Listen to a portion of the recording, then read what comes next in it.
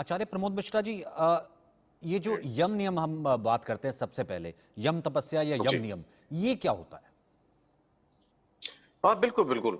जैसा कि अभी रावत साहब से आपने सुना और बहुत सारी चीज़ें आपके माध्यम से हम लोग भी सुनते हैं और बहुत सारी चीज़ें शेयर भी करते हैं, बताते भी आपको हम। तो जैसे यम नियम के बारे में अपने जो भी हमारे अंदर चित्त है, हमारा अहंकार है, हमारी विचारधारा है, हमारा मन है, हमारी वाणी है, इन सबको नियंत्रण में रखते हुए और जिस कार्य में हम लगे हुए हैं, जो भी कार्य हम कर रहे हैं, उस कार्य को मनसा वाचा कर्मणा समर्पित होकर के, यहाँ तक कि जैसे सचिन जी कहा जाता है, जब कोई माला लेकर के आचमन आदि करके जब मंत्र जपता है, तो ये कहा जाता है, ये नियम शास्त्र का है कि जो मंत्र वह जप रहा है, जिस देवता के लिए मंत्र जाप कर रहा है, उसका ध्यान, उसका मन भी वहां होना चाहिए, न कि मन कहीं और भटक रहा है, बाणी से कुछ और कर रहे हैं, माला लेके हाथ में बैठे हैं। तो ऐसा नहीं, हम हर तरह से समर्पण होते रहें, जिस कार्य के उद्देश्य से बैठे हैं उस कार्य को हम मनसा वाचा कर्मणा करें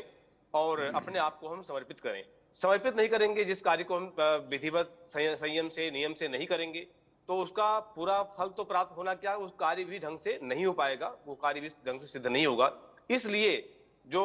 माननीय प्रधानमंत्री जी हैं, उनको जो नियम, जो वहां वहां पे वैदिक ब्राह्मण हैं, वैदिक जो गुरु लोग हैं, उनके माध्यम से जो भी कुछ बताया जा रहा है करने के लिए वह कर रहे हैं। और रही बात, अभी एक स्वच्छता की बात हो रही थी, तो सबसे पहले जब कोई भी पूजा पाठ, धर्म कर्म आदि करते हैं, तो पहला मंत्र ही यही होता है, अपवित्र पवित्र वा सर्वावस्थां गतोपि वा यः स्मरेत् पुंडरीकाक्षं स बाह्याभ्यन्तरः शुचिः। यानी पहला मंत्र ही यही है कि हम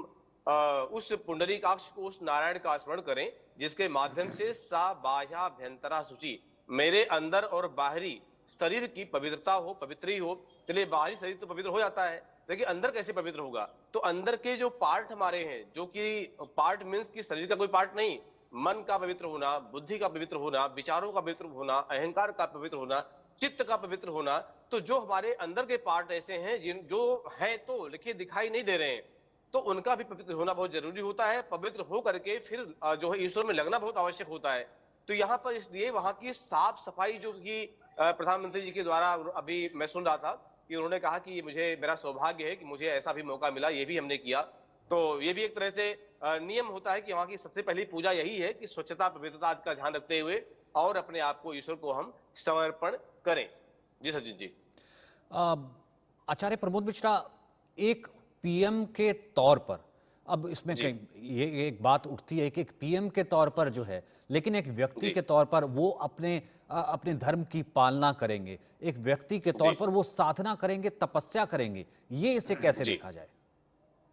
बिल्कुल, देखिए, यहाँ आप सीधा राम जी से ही पूछ लीजिए, जो जिनके माध्यम से, जिनके लिए सब हो रहा है, आप उनको देखिए। राम जी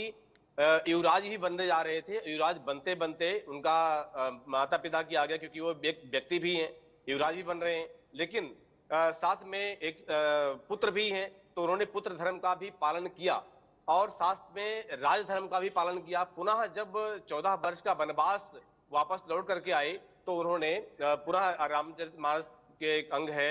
मन का 108 में कि 11,000 वर्ष पर्यंता राज कीन श्री लक्ष्मी कंता, फिर वैकुंठ पधारे नाम पति तपावन सीताराम।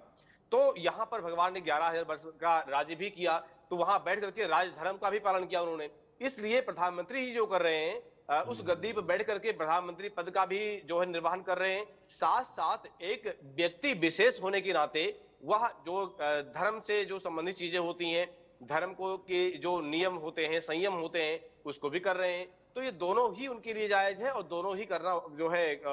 उचित है। इसलिए वो दोनों कार्य को अपने अपने तरीके से, जब उस गद्दी पे होते हैं तो प्रधानमंत्री का पद भी होता है, और उसके अलग होकर के एक मनुष्य होने के नाते वो अपना भाग्य समझते हैं, अपना सौभाग्य समझते हैं कि सबसे पहला भाग्य ये था कि ईश्वर ने मनुष्य योनि में जन्म दिया, दूसरा भाग्य ये था कि आज देश के राजा बने, तीसरा भाग्य ये है कि राम जी की स्थापना करने का उनको एक